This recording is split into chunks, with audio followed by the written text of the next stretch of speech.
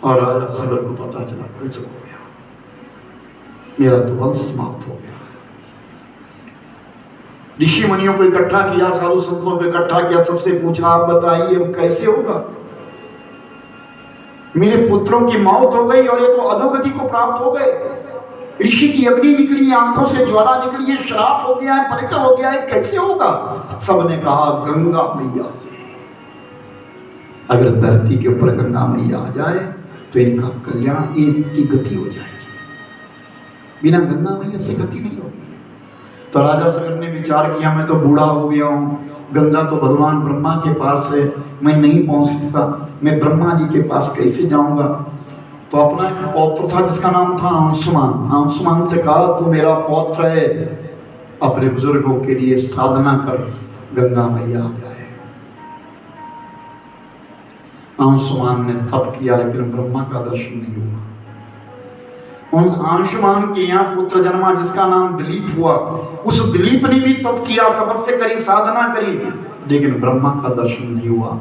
उन राजा दिलीप के यहाँ भागीरथ जी हुए, और जब भागीरथ जी पैदा हुए तो भागीरथ ने तपस्या प्रारंभ करी, साधना प्रारंभ करी, और साधना करते करते ब्रह्मा जी का दर्शन हुआ। और ब्रह्मा जी से कहा महाराज पितरों की गति करनी है, आप गंगा दे दीजिए।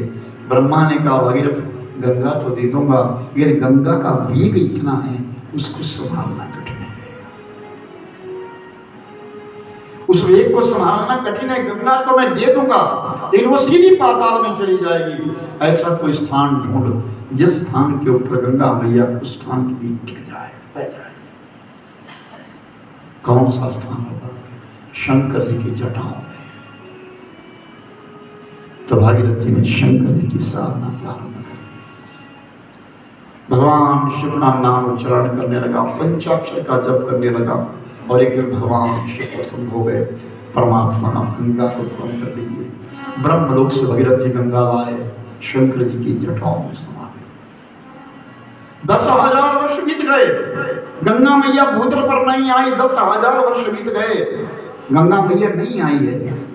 तो भागीरथ जी फिर विचार करते गजब हो गया, गंगा मैया तो लाई लेकिन तो शंकर जी की जटाओं में रहेगी, मेरे पितरों का उद्धार तो हुआ ही नहीं। तो भागीरथ जी ने भगवान शंकर जी की फिर उपासना करी, महाराज गंगा मैया दे दीजिए। तो भगवान शंकर जी ने अपनी जटाओं से 7 बूंदे निकाल करके गौमुख से माध्यम से इस धरती पर दी, उत्तराखंड की पावन भूमि जिसका नाम आज गौमुख है, उस गौमुख से वो बूंदे दी और वो नीचे निकली, जैसे नीचे पड़ी गंगा मैया सामने जब आई, भागीरथ जी को दर्शन हुआ, स्त्री रूप में चली आई, पहले चरणों में नमन किया, प्रणाम किया, माँ मेरे पितरों का उद्धार करना है, जल प्रदान करो। गंगा मैया सप्त धाराओं में गौमुख से गंगा चली, आगे दूसरी नदियां मिलने लगी, इनको प्रयाग कहते, प्रयाग बनने लगे, अनेक प्रयाग बनते बनते चले गए, और वही गंगा मैया भीम गोड़ा में आ गई। भीम जी ने अपना घोड़ा घुड़ाया, उसका दूसरी राह दे दी, वहां से फिर कन्वर्ट होकर के गोरी घूम करके आई है, और आकर के इसका नाम हर की पौड़ी है, जहाँ भगवान शंकर जी का मंदिर है, शिवालय है, वहाँ ब्रह्म कुंड बन गया। उस ब्रह्म कुंड के ऊपर भगीरथ जी ने स्नान किया, फिर वहां से गंगा मैया आगे चली गई, और आगे जाकर के इलाहाबाद के बीच में जहाँ का नाम प्रयागराज है, ऐसे प्रयागों का जो राजा है, उस प्रयागराज के बीच में सरस्वती भी आकर के सम्मिलित हो गई, और साथ में जमुना मैया भी मिल गई। तीनों बहनें संग में चली, आगे चली गई तो 2 नदियां और मिली, एक अस्सी और दूसरी वरुण। ये काशी जी में 2 नदियां बहती इकट्ठी, अस्सी और वरुणा। ये पंचगंगा महाप्रयुक्त हो गई। पंचगंगा में स्नान, बहुत सुंदर स्नान होता है, डुबकी है तो थोड़ा खतरा। मैंने गंगा मैया में उस पंचगंगा में स्नान किया था जब हमारी यात्रा काशी जी में जब कथा करने हम लोग गए थे, क्योंकि उस समय मैंने कहा मुझे यह भद्र करनी है, काशी में बड़ा महत्व कहा है, फिर करनी भी मुझे। वो गंगा मैया के बीच में तो नाई आता है, तो नाई आया और उसने बाल जब कटिंग करी, मैंने कहा पैसे कितने? बोले 500 रुपये। नहीं, क्या बोल रहा है, खाली 500? मजाक थोड़ा है क्या? अच्छा भाई लो भाई, अब हम तो दान करने के लिए आए। और अब नहाना बोलो बारुणी, जहाँ पंचगंगा बहती वहां स्नान होगा। फिर पंचगंगा में गई, इन्होंने पकड़ के उतारा मुझे, मैंने डूब ना जाऊं कहीं, और डुबकी मारी और बाहर आ गया। मैं वाह आनंद हो गया। पंचगंगा, तो पंचगंगा वहां से इकट्ठी हो गई 5 बहनें, वाराणसी, जमुना, सरस्वती और गंगा मैया।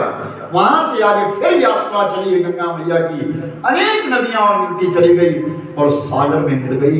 जब सागर में जाकर के उस कपिल मुनि के आश्रम में पहुंची, और जब ऋषि मुनियों के आश्रम में जाकर के जब बहने लगी, तो वहाँ बहुत सारी हड्डियां थी जो राजा सगर के पुत्रों की हड्डियां थी। उन सब हड्डियों को लेकर के गंगा मैया सागर में समा गई। वहाँ का नाम गंगा सागर बन गया। गंगा मैया जय।